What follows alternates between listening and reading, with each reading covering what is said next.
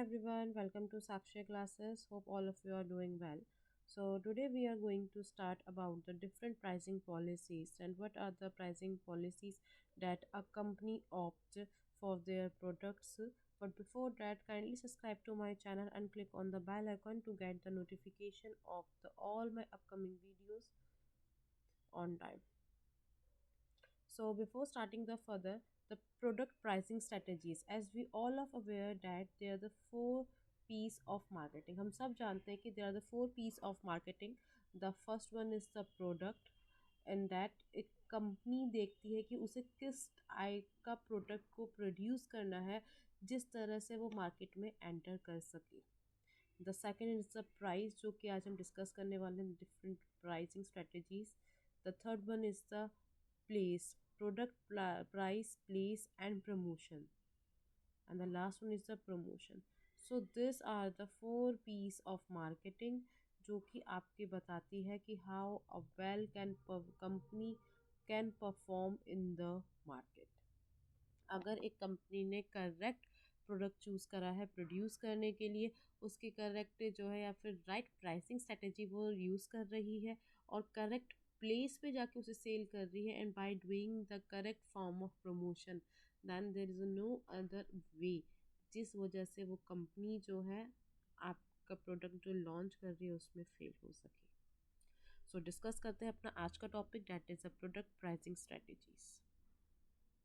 This is all about me, what I'm currently doing and what is my subject specialization. Now moving forward, what is the product pricing strategy?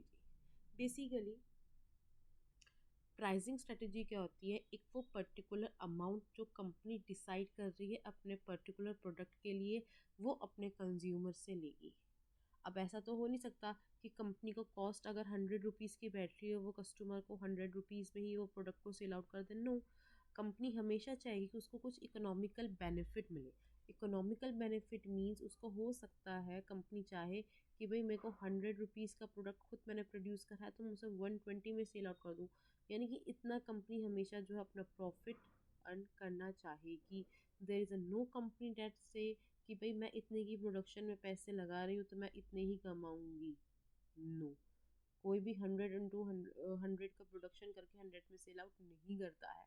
So it is always necessary एक company के लिए एक correct form की pricing strategy को determine करना ताकि customer से वो करेक्ट पैसा ले सके, अपना अलग से प्रॉफिट जो चाहता है वो जनरेट कर सके, और जितने भी उसके एक्सपेंसेस लगे हैं पूरे पर्टिकुलर के प्रोडक्ट को बनाने में वो भी वो जो है अपने पे ऑफ कर सके. नाउ वी विल डिस्कस ये प्राइसिंग स्ट्रेटजीज ना इम्पॉर्टेंट क्यों होती है किसी भी कंपनी के लिए. अगर कंपनी सही से अपनी प्राइसिंग स्ट्रेटजी को डिसाइड नहीं करेगी सो हो सकता है उसे मार्केट में अपने आप को सस्टेन करने में बहुत ज़्यादा जो है प्रॉब्लम आए. It is important. हो सकता है फॉर एग्ज़ाम्पल एक एक एक्स कंपनी थी, वो मार्केट में न्यू आई एंड प्रोड्यूस कर रही है टॉफ़ीज़.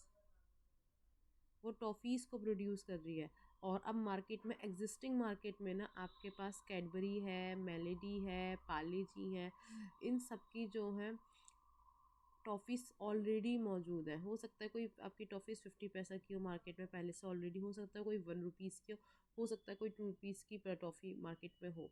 अब जो एक्स की न्यू जो सप्लाई जो न्यू प्रोड्यूसर मार्केट के अंदर आया टॉफ़ीज़ की मार्केट के अंदर, वो अगर डायरेक्टली इसी 50 पैसा से स्टार्ट करता है कि भाई मैं 50 पैसा की जो है एक टॉफ़ी दूंगा, तो हो सकता है वो मार्केट में सस्टेन ना कर पाए. इट मे बी पॉसिबल वो मार्केट में सस्टेन ना कर पाए. क्यों? क्योंकि ऑलरेडी जो उसको कॉम्पिटिटर पार्ले है ना वो उसमें जो है अपना कस्टमर बेस बना चुका है. तो इस मैन्युफैक्चर एक्स को ना या इस ब्रांड एक्स को कोई न्यू मार्केटिंग स्ट्रेटेजी लेनी पड़ेगी. हो सकता है वो स्टार्टिंग में वो कहे कि मैं 25 पैसा की आपके पास एक लेके आ रहा हूँ टॉफ़ी, मार्केट में अपने कंज्यूमर को प्रोवाइड करें. इट मे पॉसिबल कहता है बाय 10 गेट 12, यानी कि या टू फ्री. यानी कि 10 के पैसे दो, 12 ले जाओ, 10 के साथ दो फ्री। तो ऐसी डिफरेंट प्राइसिंग स्ट्रेटजीज ना कंपनी को ऑप्ट करनी पड़ेगी, जिससे वो जो अपने कंज्यूमर को, कस्टमर को जो है अपनी तरफ अट्रैक्ट कर सके। So that is why it is very very important for the company to choose the correct pricing strategy. Now talking about further, there are the different product pricing factors. अब company है, company अगर किसी भी चीज़ के अपने price को set करना चाहती है तो उनको कुछ ना कुछ चीज़ें जो है ध्यान में रखनी पड़ेंगी। That are called some the factors. अब वही फैक्टर्स हम जो आगे डिस्कस करने वाले हैं। सबसे पहले उन्हें समझना पड़ेगा कि भाई हमारी प्रोडक्शन की कॉस्ट कितनी लगी है।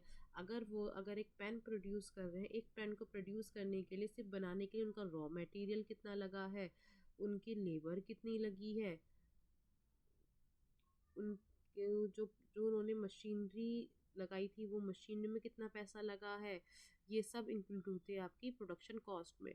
तो कभी भी एक कंपनी अगर अपने प्रोडक्ट के प्राइस को सेट करती है, firstly they have to know that what is their production cost. उनके में प्रोडक्शन की क्या कॉस्ट है ये उन्हें पता होना चाहिए। The second and the important point is evaluate the price and profit। अब जो हम प्राइसिंग स्ट्रेटजी जो को चूज़ करते हैं ना, उसके अंदर हमें अपनी जितनी भी ओवरहेड कॉस्ट है ना उनको भी कंसीडर करना चाहिए। जैसे कि हम उसमें मार्केटिंग में कितना पैसा लगा रहे हैं, हम सेलिंग एंड डिस्ट्रीब्यूशन चार्जेस कितना दे रहे हैं, हम अपने पास मार्जिन कितना रखना चाह रहे हैं। तो ये सब कॉस्ट जो है आपके को पहले से इवेलुएट करके रखनी चाहिए। The third one is the identify customers. अपने कस्टमर्स को भी तो मैंने ढूंढना चाहिए। हो सकता है अब मैंने पेन तो मार्केट में लॉन्च कर रही हूँ, ठीक है, लेकिन मैंने अपना जो टारगेट कस्टमर नहीं देखा। हो सकता है मेरे टारगेट कस्टमर स्टूडेंट्स हों, स्कूल स्टूडेंट्स। मैं कोई 2 रुपये या 5 रुपये का पेन लेकर आई हूँ मार्केट के अंदर। हो सकता है मेरे टारगेट कस्टमर्स जो हैं बड़ी बड़ी बिग एमएनसीज हो, जो कि अपने एम्प्लॉयज़ को पेन पेपर वगैरह सब प्रोवाइड करती हैं। तो मुझे अपने कस्टमर्स को भी आइडेंटिफाई करना चाहिए हमेशा।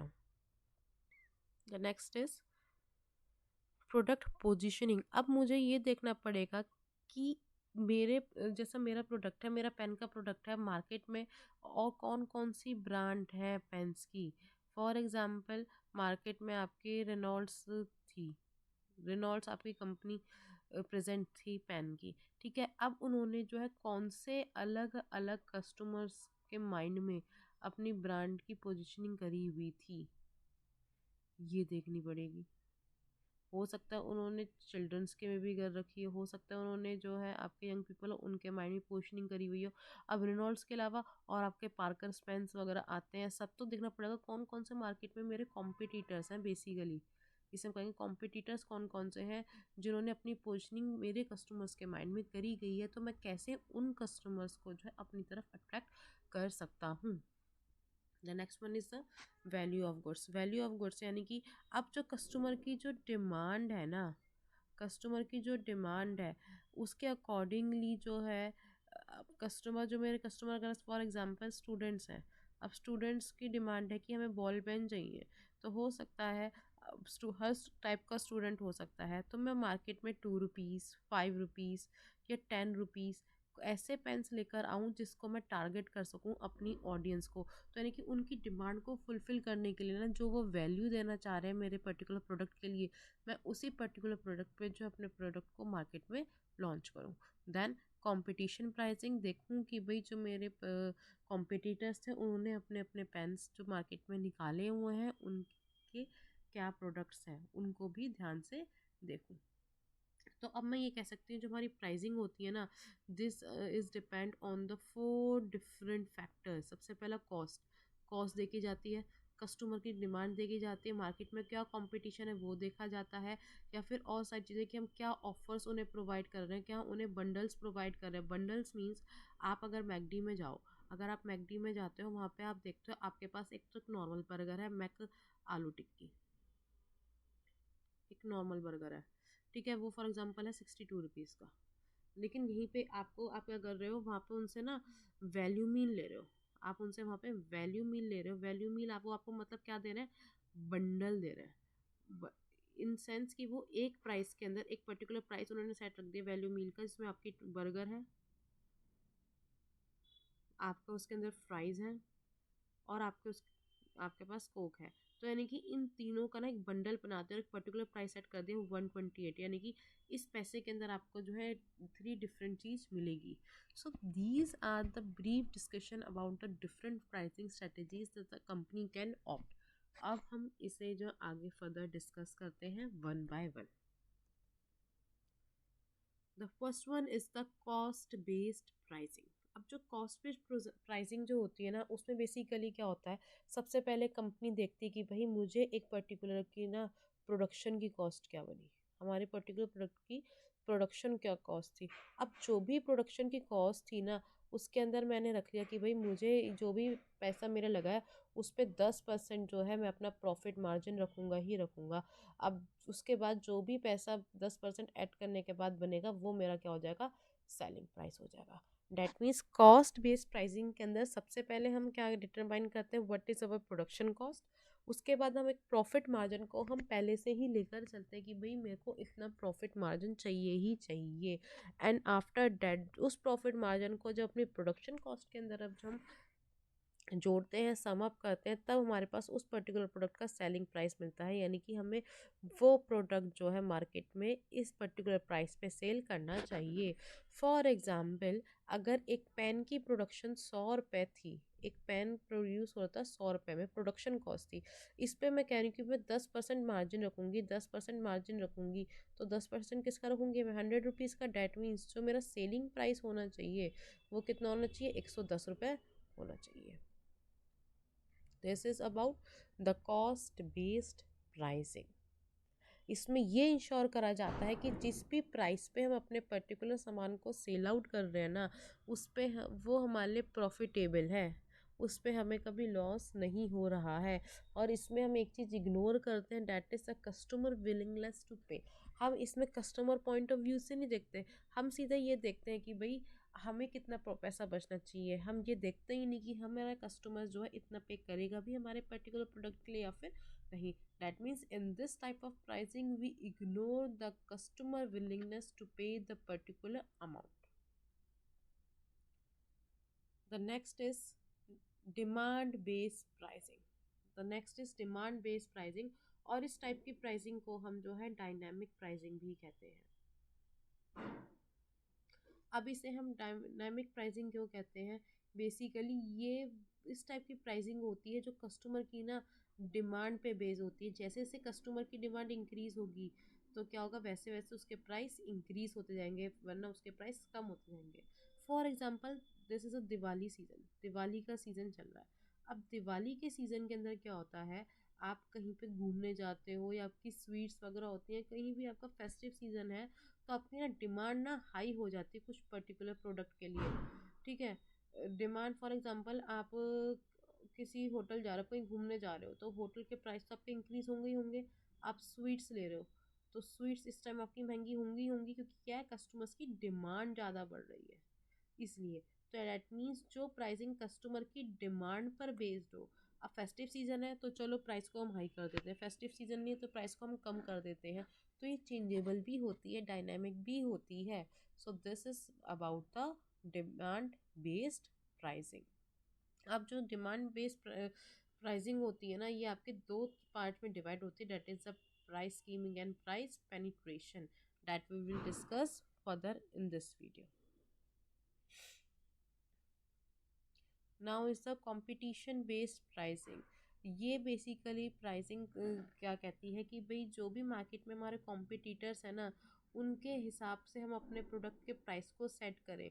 हो सकता है मार्केट में एक पर्टिकुलर प्रोडक्ट 100 रुपये का है, ठीक है, मार्केट में 100 रुपये का है, हम भी 100 रुपये रखेंगे, पर इस 100 रुपये के अंदर ना हम कस्टमर्स को डिस्काउंट दे देंगे कि हम कह रहे हैं कस्टमर्स आप लोग चलो 10% डिस्काउंट पे हमारा सामान ले, जो हम न्यू आपके पास प्रोडक्ट लाएँ, तो आप उसे वो 90 में सेल आउट करोगे। तो कस्टमर क्या देखेगा, अरे भाई सेम प्रोडक्ट है, बस ब्रांड ही तो चेंज है, हो सकता है इसके प्राइस लो हो क्योंकि वो स्टार्टिंग में न्यू आई है, तो इट मे बी पॉसिबल इसकी वजह से हमारा प्रोडक्ट और सेल आउट हो सके। तो जब हम कंपटीशन बेस्ड प्राइसिंग स्ट्रेटेजी अपनाते हैं ना, तो हमें 4 स्टेप्स को फॉलो करना होता है। What are these steps, firstly we have to identify our competitors, what are our competitors, हमें ये देखना है कि हमारे कॉम्पिटिटर्स कौन से हैं। द सेकेंड वन इज ये हमें रिसर्च करनी है थ्रू आउट कि इनकी क्या प्राइसिंग पॉलिसीज़ पहले से रही हैं, कैसे इन्होंने जो है अपने कस्टमर्स के बीच में जो है पोजीशनिंग करी है अपनी ब्रांड की। थर्ड, हमें देखना है कि एवरेज प्राइस क्या है हमारे सारे कस्टमर्स का। And the fourth one is, अब हमें हमारी इच्छा है कि हम अपने कस्टमर से हायर प्राइस सेट करें या लोअर प्राइस सेट करें या सेम रखें, या हो सकता है हम इस कस्टमर्स को अपने सेम प्राइस रख के डिस्काउंट दें, या क्या करें। That is the company will. The next is target costing. जो टारगेट कोस्टिंग या टारगेट प्राइसिंग होती है ना, बेसिकली ये कब करी जाती है कि हमने सोच के रखा है कि भाई हमारा टारगेट रेट ऑफ रिटर्न ये है, ये आपकी कॉस्ट पे कोस्टिंग के इक्वलाइज होती है। हमने सोच के रखा है कि भाई मेरे को जो है 5% प्रॉफिट चाहिए, उसके बाद मेरा सेट होगा प्रॉफिट। इसका एग्जांपल समझते, एक सन सर्फ कंपनी थी, वो सर्फ बोर्ड बनाती थी। बाकी के जो सर्फ बोर्ड थे ना मार्केट में 500 रुपये के सेल होते थे, बट ठीक है, लेकिन जो सन सर्फ कंपनी थी ना, उन्होंने सोचा कि भाई 2000 सर्फ बोर्ड जो है हम 450 रुपये के हिसाब से सेल आउट करें, और लेकिन हम उस पर जो हम प्रॉफिट मार्जिन अपना 30 रखेंगे, तो टारगेट कॉस्ट क्या होनी चाहिए हमारे सर्फ बोर्ड की। तो भाई हमने कहा कि भाई 450 का मिक्स सेल आउट कर रहे हैं, लेकिन हम इस पर 30% अपना प्रॉफिट मार्जिन भी रख रहे हैं, यानी कि 135 रुपये तो हम क्या करेंगे, 135 रुपये तो हमारा ये प्रॉफिट हमें कमाना ही कमाना है। तो इसका मतलब हमारी कॉस्ट कितनी बैठी, टारगेट कॉस्ट क्या थी कि भाई इतना का प्रोडक्ट हमारा है ही है, उसके ऊपर प्रॉफिट है, तो सिंपल 450 का हम सेल आउट कर रहे हैं, 135 का अगर हम इस पर अपना प्रॉफिट कमा रहे हैं, डेट मीन्स हमें वो जो है चीज़ पड़ी 315 रुपये की। यानी कि 315 के ऊपर जो है हम अपना जो भी डिज़ायर प्रॉफिट है वो हम कमाएंगे। The next is the value based pricing. Value based pricing के अंदर हम किसी भी चीज़ की ना परसीव्ड वैल्यू देखते हैं। फॉर एग्जांपल आप ट्यूशन्स लेते हो, ट्यूशन्स जब आप लेते हो, एक ट्यूशन्स होती है ग्रुप ट्यूशन्स। ग्रुप ट्यूशन जिसके अंदर आपके सारे बैचेस बने होते हैं, 10 से 20 बच्चे एक साथ प्रेजेंट होते हैं, ठीक है। उसमें फॉर एग्जांपल कोई बंदा जो 1000 रुपये पर सब्जेक्ट फीस दे रहा है, MW5 पढ़ के चले जाओ। एक होती हैं आपकी ट्यूशन्स प्राइवेट।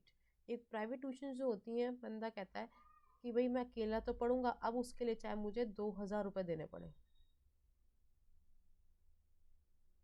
2000 रुपये देने पड़े या 4000 रुपये देने पड़े, मैं दूंगा। क्यों? क्योंकि इसके अंदर इंडिविजुअल पढ़ने के अंदर ना जो उसकी परसीव वैल्यू होती है, परसीव वैल्यू हाई हो जाती है। So this is about the value based pricing. The next is the psychological pricing. Psychological pricing मतलब एक कस्टमर का ना साइकोलॉजी होती है कि भैया ये तो प्राइस लिखा है 500 से ऊपर लिखा है, अरे भाई ये तो बहुत महंगा है, अगर यही प्राइस 400 के अंदर तो हाँ मैं ले लेती। तो इसके अंदर क्या करते हैं कंपनी ना, कस्टमर्स के माइंड के साथ खेलते। कस्टमर कहती है नहीं नहीं नहीं, हम आपको ये 500 का थोड़ा ना दे रहे हैं, हम तो आपको ये 499 का दे रहे हैं, तो 400 कुछ का है। तो कस्टमर क्या कर रहे हैं, हाँ ये 500 से ऊपर का थोड़ा ना है, ये तो 400 की रेंज में है। So this is about the psychological pricing. The next is, ये साइकोलॉजिकल प्राइसिंग ही था। The next is premium pricing. Premium pricing basically क्या होता है, जब हम अपने कॉम्पिटिटर से प्राइस अपने प्रोडक्ट का हाई रखते हैं। कॉम्पिटिटर से प्राइस अपना हाई रखेंगे तो वहाँ पे क्या होगा, हमारी प्रीमियम प्राइसिंग हो जाएगी। क्यों? क्योंकि इसके अंदर हम अपना जो है हाई मार्जिन रखते हैं, हाई प्रॉफिट मार्जिन रखते हैं, इसलिए। Next is penetration pricing. अब जो पेनिट्रेशन प्राइसिंग क्या होता है, पेनिट्रेशन प्राइसिंग में जो भी आपके न्यू एंट्रेंट्स होते हैं ना, वो कहते हैं यार हम तो अभी अभी मार्केट के अंदर आए हैं, तो जो भी हमारी एग्जिस्टिंग मार्केट थी, अगर एग्जिस्टिंग मार्केट में 10 रुपये का प्राइस था ना, ठीक है, तो हम न्यू हैं, तो हम उस सामान को 8 रुपये में लेकर आएंगे, यानी कि प्राइस लो करके चलेंगे। जब कोई भी न्यू मार्केट के अंदर प्रोडक्ट लॉन्च होगा, डैट मीन्स अगर वो प्रोडक्ट आपके एग्जिस्टिंग मार्केट प्राइस से कम में सेल आउट हो रहा है, लो में सेल आउट हो रहा है, डैट मीन्स उस कंपनी ने आपकी पेनिट्रेशन प्राइसिंग जो है अप्लाई करी है, और वो धीरे धीरे जैसे जैसे उसका प्रोडक्ट चलने लगा, वो धीरे धीरे धीरे धीरे करके जो है अपने प्रोडक्ट के प्राइस को वैसे ही मार्केट की तरह, एग्जिस्टिंग एंट्रेंट्स की तरह बढ़ा देगा। इनिशियली लो रखेगा, फिर उसके बाद धीरे धीरे धीरे धीरे जैसे उसके कस्टमर्स लॉयल हो जाएंगे, अपने प्रोडक्ट के प्राइस को बढ़ा देगा। जियो ने ऐसे ही तो करा था, स्टार्टिंग में तो क्या करा, मार्केट में आए, अपनी सिम की भाई हम फ्री में दे रहे हैं, फ्री में दे रहे हैं, तो मेरे पास सिम खरीदनी है, बट आफ्टर 6 मंथ वाई उन्होंने अपने जो है जो प्लान्स लेकर है उनकी कॉस्ट बढ़ा दी सभी से. So this is the example of the penetration pricing. The next is the price scamming. अब प्राइस स्कीमिंग में क्या होता है, इनिशियली कंपनी कहती है कि भाई हम ना मैक्सिमम प्राइस चार्ज करेंगे अपने कॉम्पिटिटर से, और धीरे धीरे जो है जैसे जो प्रोडक्ट कम होता जाएगा, मार्केट में पुराना होता जाएगा, उसके प्राइस हम लो कर देंगे. For example Apple. एप्पल का अभी 15 आया मॉडल, आईफोन 15 आया. आईफोन 15 के आते ही जो उसके प्रीवियस ब्रांड्स थे 14, 13, 12, 11, सब ने अपने पैसे जो है क्या कर दिए, कम कर दिए. सबके प्राइसिंग स्ट्रेटेजी, सबके प्राइस प्रोडक्ट के कम कर दिए. तो बेसिकली प्राइस स्कीमिंग ये कहता है कि भाई ठीक है, हम अपने कस्टमर्स को रिटेन तो करेंगे, लेकिन पहले इनिशियली हम न्यू कोई चीज़ लेकर आए तो न्यू चीज़ के पैसे तो बढ़ेंगे ही बढ़ेंगे. फर्दर उसके एडवांस वर्जन अगर हम कुछ लेकर आते हैं, तब हम क्या करेंगे, तब उसके प्रोडक्ट को जो है हम प्राइस को लेस करते चलेंगे. यानी कि टाइम के साथ उस पर्टिकुलर प्रोडक्ट की डिमांड भी कम हो जाएगी, और डिमांड के साथ साथ उस पर्टिकुलर प्रोडक्ट के प्राइस भी लो होते जाएंगे. द नेक्स्ट वन इज, देखिए example is the Apple products, iPod, iPhone, ये सब. Next is a bundle pricing. जैसा कि मैंने आपको बताया था, बंडल प्राइसिंग के अंदर आप एक मैगडी में जाओ, आपको एक बर्गर मिलेगा 52 रुपीज़ का या 62 रुपीज़ का. ठीक है, यही आप कहो कि भाई मैं तो मील ले रहा हूँ, मील के अंदर उन्होंने क्या किया, तो उन्होंने तीनों चीज़ इंक्लूड कर दी, तो उसके पैसे चार्ज कर ले 128 रुपीज़. डैट मीन्स उन्होंने सब, एक आपको एक्स्ट्रा पे नहीं करना अलग अलग चीज़ लेने का. आपने कहा कि भाई ठीक है, जाओ मुझे पूरा एक तरीके से कॉम्बो दे दो, मैं उस कॉम्बो के एक से पैसे प्राइस करूँगा, पे करूँगा. So this is about the bundle pricing. अब बंडल प्राइसिंग से पता है क्या होता है, आपकी जो एवरेज ऑर्डर वैल्यू ना किसी प्रोडक्ट की वो इंक्रीज हो जाती है. प्रोडक्ट की डिस्कवरी, हो सकता है कुछ प्रोडक्ट कस्टमर्स ना ले रहे हों, बहुत कम ही से ले रहे हैं, लेकिन ग्रुपिंग करके जो है कॉम्बो में वो आराम से ले सकते हैं, और इंडिविजुअल ऑर्डर उस प्रोडक्ट के कम हो जाते हैं. पर इसके अंदर क्या होता है, कंपनी को ये भी नुकसान होता है कि वो अपना मार्जिन ना कम कर देती है, कम अपना हो जाता है ओवरऑल, और कॉस्ट ओवरऑल हो सके उसके बहुत ज़्यादा चांसेस हो जाते हैं कंपनी के पास. The next is high low pricing. High low pricing is simple कि भाई पहले आपके प्रोडक्ट को क्या करा, हाई डिमांड थी तो उसके पैसे हो गए, लो डिमांड हुई एकदम से तो उसके लो पैसे हो गए. फॉर एग्जाम्पल दिवाली पर आपके जो है न्यू चीज़ें खरीदी जाती है, जैसे कि स्कूटी वगैरह, या फिर आप कह लीजिए फॉर एग्जाम्पल दिवाली स्कूटी वगैरह, तो उनके प्राइस जो थे एमआरपी पे वो सेल हो गए, डिस्काउंट देकर भी प्रॉफिट कमा लेगा. लेकिन यहीं पे अब आपका न्यू ईयर आने लग गया. न्यू ईयर आते आते क्या हुआ कि आप, हो सकता है शोरूम्स वगैरह में जो है मॉडल्स पुराने लगे तो उन्होंने डिस्काउंट दे दिए, प्राइस कम कर दी. डेट मीन्स पहले आपकी डिमांड जब ठीक थी तब प्राइस आपके नॉर्मल थे, प्राइस आपके हाई थे, लेकिन अब क्या कर दिया, अब आपका ये कर दिया गया कि अब आपके प्राइस लो हो गए, क्योंकि वैसे वैसे आपकी डिमांड कम हो गई. न्यू सेशन आ रहा है, न्यू ईयर आ रहा है, तो न्यू ईयर पे लोग तो नए नए ही लेंगे बस. सो नेक्स्ट इज योर, ये सबका आपका एग्जाम्पल हो गया. ये शूज़ का भी, शूज़ का एग्जाम्पल भी हो गया. शूज़ का एग्जाम्पल मतलब अभी आपका न्यू प्रोडक्ट लॉन्च हुआ है, फॉर एग्जाम्पल एडिडास का शूज़ आया 1110 रुपीज़ का या 1100 रुपये का. लेकिन जैसे जैसे उसकी डिमांड कम होती गई, वैसे वैसे कंपनी ने कहा अरे यार सेल आउट तो करना है हमें, तो चलो उसको हम ऑफर के बाद 900 में सेल आउट कर देते हैं. Then is geographical pricing. Geographical pricing के अंदर कंपनी ये देखती है कि भाई हम अपने प्रोडक्ट को जो है अलग अलग जोग्राफिकल रीजन के अंदर जो है कैसे जो है सेल आउट कर सकते हैं, क्या उनका जो है प्राइस सेट कर सकते हैं. हो सकता है जहाँ पे शिपिंग कॉस्ट कम लग रही हो तो वहाँ पे कोई प्रोडक्ट आपका जो है कम प्राइस का हो, और हो सकता है जहाँ पे आपके शिपिंग कॉस्ट ज़्यादा लग रही हो तो वहाँ पे आपके हाई कॉस्ट शिपिंग के प्लस प्रोडक्ट के सेट करे गए, से तो पैसा कभी देगी नहीं. So this is all about the today's class, and if you want to see the more of my videos, you can subscribe to my channel. And the second thing is that I have a 100 days plan with you all. In that 100 days, 100 hours plan for you all. In that 100 hours, what will be I do is I will try to take the 2 hours lecture series every day, and on that we will try to cover all of the units of the NT UGC net paper 2 commerce, ताकि उससे आपका exam clear होने में बहुत help हो सके। With the previous year questions उनको भी हम रिवाइज करेंगे, हम देखेंगे कि किस टाइप के क्वेश्चंस आते हैं, and we will try to do that with further also. So thank you.